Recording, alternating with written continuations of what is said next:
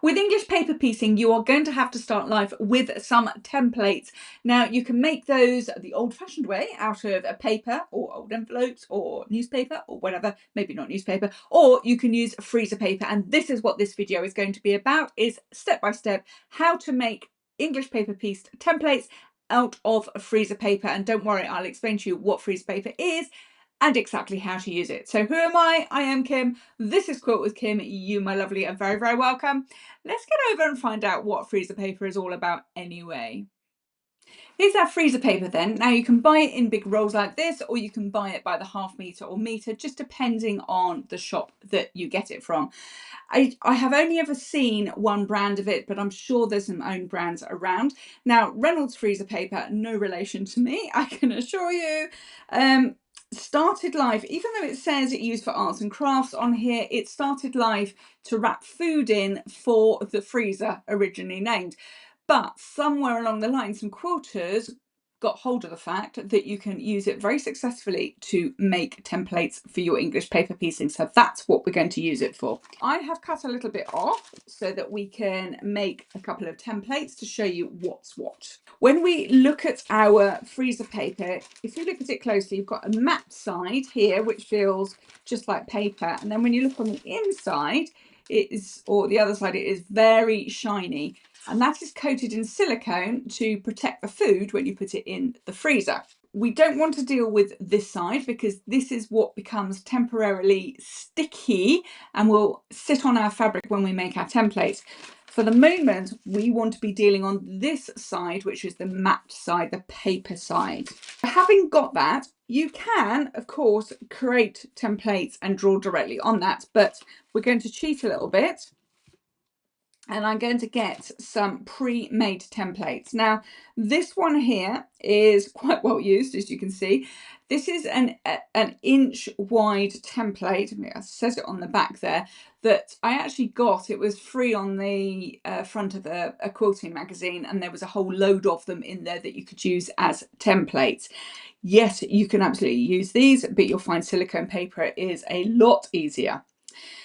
Now, this is a finished size 1 inch, so that is almost good to go. But you might also find that you've got templates like this one, where you have got the seam allowance built into the template. So this template here is a 2 inch finished size hexagon. So from dotted line to dotted line is 2 inches. You can take my word for it, or I can just show you on the ruler. So can you see there that that's 2 inches from dotted line to dotted line? So that may be what you want to end up with, and you're trying to figure out, well, how do I turn that into a template? So I'll show you that as well. So let's put that down there.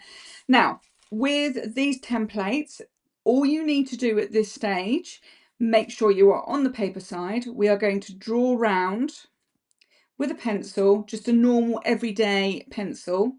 We're going to draw around the edge of this template.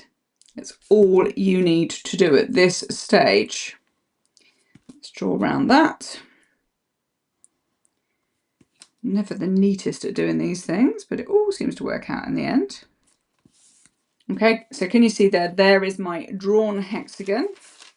Just hold that up so that you can see. That is my finished size hexagon. We'll come on to that in a minute. Now, before I go on to the next one, you want to make sure that you have got as many as these as your pattern says. So if your pattern asks for, I don't know, 45 hexagons or rhomboids or triangles or whatever it happens to be, you want to do this 45 times. Or if it asks for 20, you do it 20 times and so on. So you can position them quite closely together because we will be cutting them out. You don't need to allow for seam allowance at this stage. As many times as your pattern asks for the number of hexagons or shapes, that's how many times you need to draw around and ultimately cut out. I'm going to put that to one side. I'm going to show you how to tackle this one before we do the next stage. Now, if you remember, we want this 2 inches in the middle. How do we do that? Quite easily, as it turns out. We start in the same way. We're going to draw round the edge of our shape. Whatever the shape is, you do this exactly the same on all of them. So let's draw around the shape. Now you need a ruler that has a 1/4 inch marking. Of course you've got one of those if you're a quilter. Now I've got a couple here. This is just a standard, this is just a little ruler, but any ruler that's got a 1/4 inch marking on it will do. This one is an add a 1/4 ruler. You may have seen one of these. These are really handy because it's got a little ridge. Can you see? Just, oops, just there. A little ridge on the add a 1/4 ruler here, which is very handy. But in this instance, what I'm going to do is to mark my seam allowance on here. So this clear bit of on the ruler is my 1/4 inch, and where there's a little demarcation line before it goes frosty, that is the marking line that I want to use.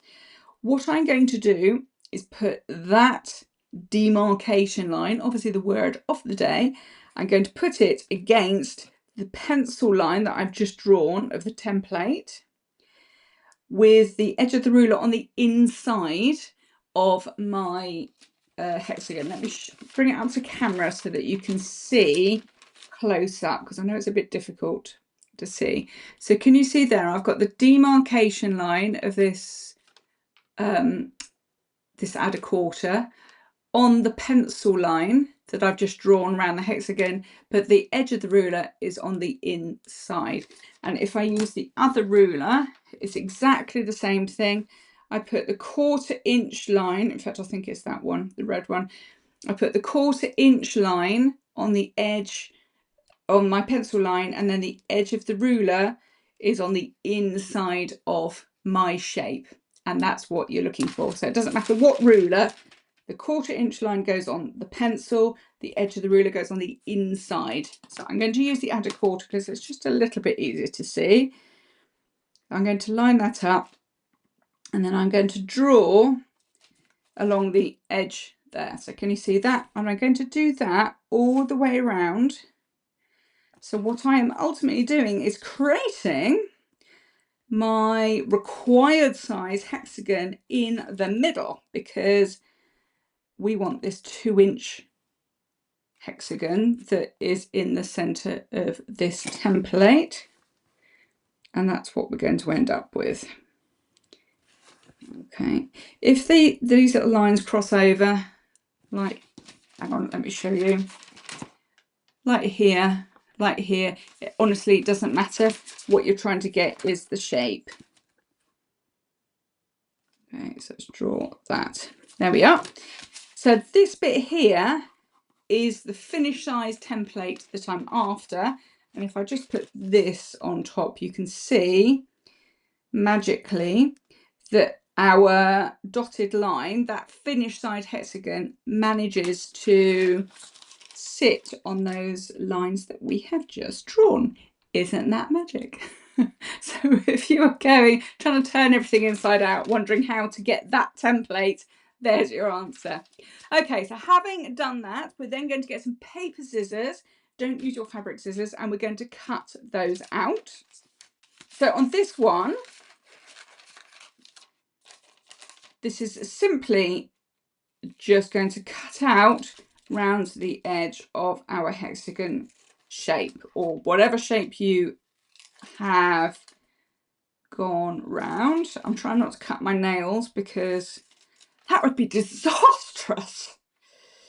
Oh, first world problems and all that. So that template is good to go. That is 1 inch finished size in this particular example. Then on this one, so we know that this is our finished size in the middle, our 2 inch one. So we're going to cut on these inside lines. What we want is the finished size. Okay, so this is why we drew those new lines. So let's cut those off without cutting my nails again.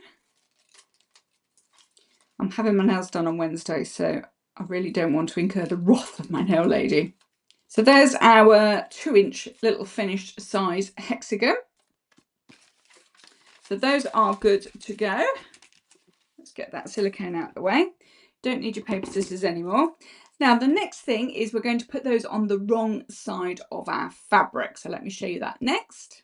Now, what we're going to do is go on the wrong side of our fabric. I'm going to use this purple fabric, which is solid, which has no wrong or right side. And I'm choosing that purely so that you can see what I'm doing. But I just want to show you on a fabric with a print on it, because you might want to pick out any particular images that are on your print. And this is worth just pointing out. Our silicone little templates that we've just created go on the wrong side of our fabric. And when you look at the wrong side of the fabric, you can see here that these bicycles are kind of all over the shop. And we might want to position it.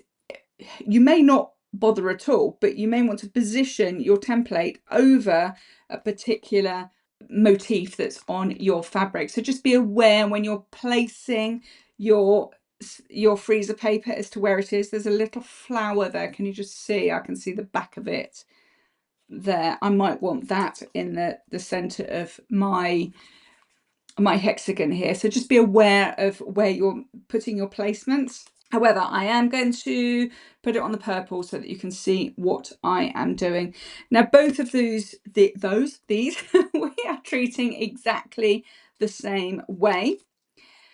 And if we look at our template that we've created, this is the side that we've been drawing on, which is the paper side. And then on the other side, which is our shiny side, if the light will pick it up at all, remember this is our shiny side, that silicone coating becomes temporarily sticky under the heat of an iron. So we want to make sure that that shiny side, that silicone side, is placed down onto the wrong side of our fabric. If in doubt, when you're doing your drawing, just put some lines or something on the paper side. Then we're going to get a hot iron, and we're going to place the iron down for about 10-15 seconds or so. It doesn't need to be very long. Dry iron or steam iron, actually it doesn't matter. I've tried both. I'm sure the quilt police will probably say a dry iron. To be perfectly honest with you, it doesn't really matter. In fact, I don't think this iron's got any water in it. No, it hasn't got any water in it. So this is a dry iron, but I know it works with steam as well. So you would do this for each little silicone template that you've got, but this is the thing that you need to watch out for, because the next stage we are going to draw our seam allowances onto this. So if you have got a load of these and you're ironing or pressing them all on at the same time, if you have got a strip, what you don't want to be doing is placing them right next to each other. So if I was putting it on this purple, you don't want to be putting them right next to each other, because we have to add a 1/4 inch seam allowance at this stage. So you need to allow a good space between them. I would do about 3/4 of an inch, if I'm being honest, to allow for your seam allowances to go on. There's that. So that is nicely pressed on, and you can see it doesn't come off. Let's move that out of the way. Now we need to get our ruler back, and our pencil, wherever my pencil has gone, is run away. We're still on the wrong side of our fabric, and this time we're going to draw our 1/4 inch seam allowance on. Now this little one, do you remember it has a little lip on it just there? When you put it on the fabric, you can feel it just sort of stops against the edge of the template. It's just enough to stop. So I'm going to draw. You can't see that at all. Let me get my chalk pen. That wasn't very useful, was it? You can draw it with a pencil if you like. I'm going to get a chalk marker just so that you can see properly. There we go. You can see that now, can't you? So we're going to do that all the way around.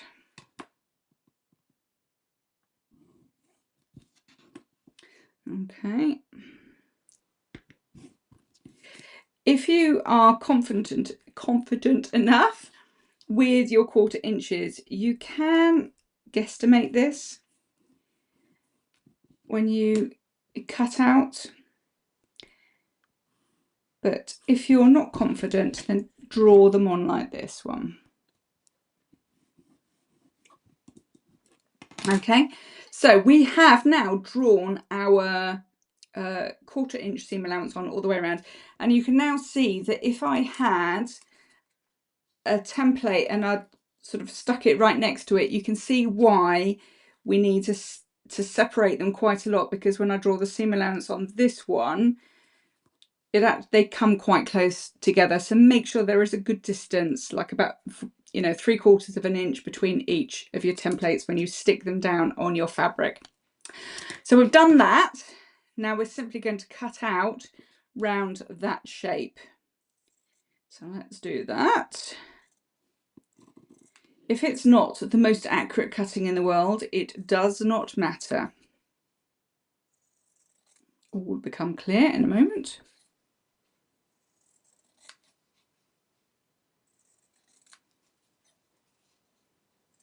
Okay, that's what we've got thus far. This will have the right side of your fabric, and if you've got any icons or motifs that are in the center there, that's where they'll be. This is the wrong side. The silicone or the freezer paper stays in place. In fact, it stays in place right to the end, and I will do another video to show you what to do with it, but I just wanted this video to show you how to create these templates and how to prepare your hexagons or rhomboids or triangles or whatever it is. So we've done that. Now we need to do the next stage and get them ready. The next thing that we want is a needle, just a hand needle threaded up with a long piece of thread. Now I'm using orange just so you can see, but actually what you want is a thread that you can very easily see against the colour of your fabric. You will be taking it out at a later date. I will show you in a future video how to take all this out and what to do with all these when you've joined them all together. This silicone paper stays in place until right to the end, as does this thread right to the end. It does ultimately come out. It won't be seen on your finished piece, but for now, get a thread that you can see, because you will thank me for it later. Okay, or you'll thank yourself for it later. Now we've got our cut out little hexagon here, and can you see where it's just starting to come away at the edge there? If it is coming away, I'm not going to bother so much on this, but if it is coming away, you can just press it down and it will stick. And therein lies a little clue, because this freezer paper you can reuse 2 or 3 times quite successfully. So if you've cut out a load, you can make a load, and at the end of your project, when you've taken all of these out, you can reuse them for another project, just 2 or 3 times. So what we want to start with, so I always find it easy if I come in from the middle and just make a temporary little, not so much a knot. So I've just gone through once, and I'm just going to go through that again to secure that in place. So I'm not tying a knot, just securing it so it doesn't come away. Okay, it does not need to look very pretty, it really doesn't matter. Okay, so that's secured in place. That's what you'll get on that side. That's fine. And then what I'm going to do is fold over one of these edges. It doesn't matter which one. We're just going to start with an edge, and then we're going to stitch these down, or baste these down, or tack these down, depending on what language you want, what variation you want. And you can see here how that edge starts to form. Okay, so all I'm going to do is take this up to the edge. I'm not going to start on a corner, because you'll find that quite complicated, or it gets a little bit tricky. I'm going to start in the middle, and I need to hold this edge down, and you'll feel it bend over the edge of your silicone paper or your freezer paper. And I want to hold it in there. Whoops, I'm trying to get my fingers caught up. So I've made a little stitch in there, and we're going to come up the other side, she says optimistically. There we go, that's one. Now we want to go a bit slow, because when we come up to these corners, we want to get nice sharp corners.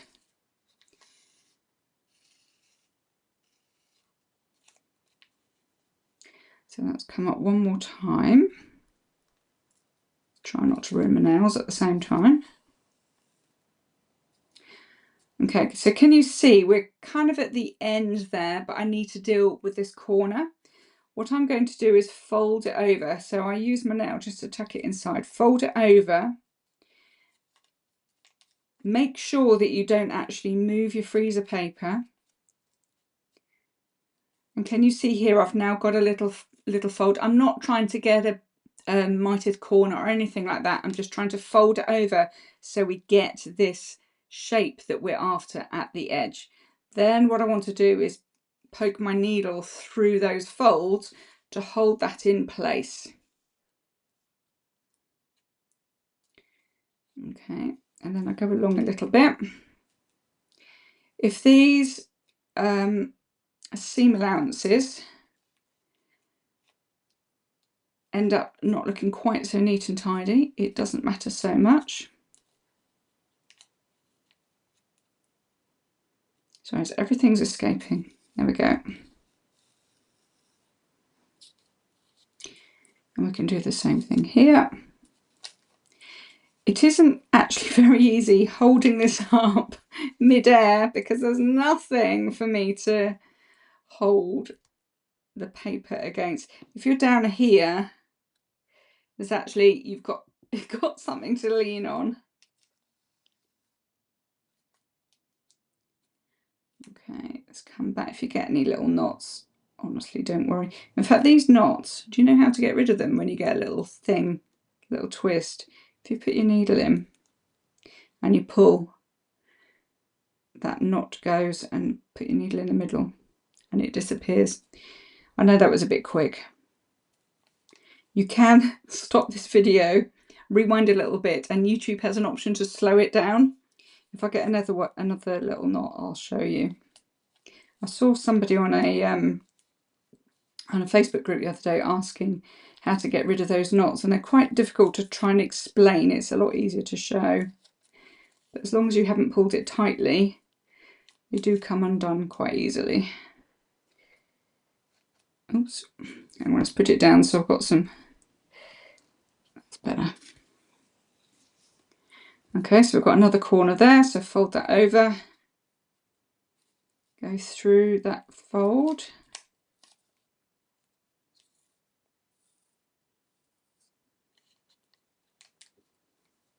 and go round.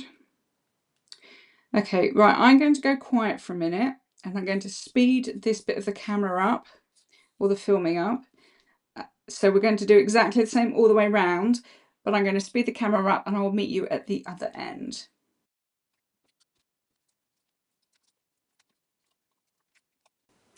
That's it all the way round. Now, a couple of points to note: that I have put these stitches in the middle of that seam allowance because when you do your invisible stitching to connect, to join one piece to another piece, you probably don't want to go over these stitches. But if you do, don't worry so much. That's why we do it in a contrasting colour so you can see it and take it out easily. A couple of other things is, can you see here, I like, if you know me, you know I like to show you when things go wrong, because patchwork isn't always perfect. The fabric misbehaves, and you can see it's done that exactly here, that it's shifted a little bit. The silicone, the freezer paper has shifted a bit. So the edge here isn't folding over and it's gone a bit skewy, really. I'm not quite sure how to explain that, but it hasn't really done what we wanted to do. But I'm not going to worry too much, because when I stitch the edges, I can actually tuck it under. When I'm doing my invisible stitching, I'll be able to tuck it under and I will be able to catch it in my stitching when I'm doing the ladder stitching to join it up. Can you see how I can do that with my needle? So I'd be stitching along here when I'm stitching one piece to another piece, and I can tuck that in. Even if you're just stitching it down onto fabric, a backing fabric, you can, or the background fabric, sorry, you can tuck that underneath and you can catch it in. So don't worry so much if there's the odd little stray bit that hasn't done as it's told. Now, to finish off, I don't want to knot, but what I will do, so there's the end of my thread there. all I'm going to do is poke it through the middle and just bring it up through the middle. And if you want to do a double stitch, you can, or you could just cut it and then that'll be fine. When you have done all of those, that's when you join them together. So there's a video just coming up now, which is how to join these using visible stitches. So you might want to check that out. But that is how you use freezer paper to make your English paper piecing template. So I do hope this has helped. If it has, don't forget to like, subscribe and hit that notification bell. I will love you and leave you for now, and I will look forward to seeing you next time. Bye for now.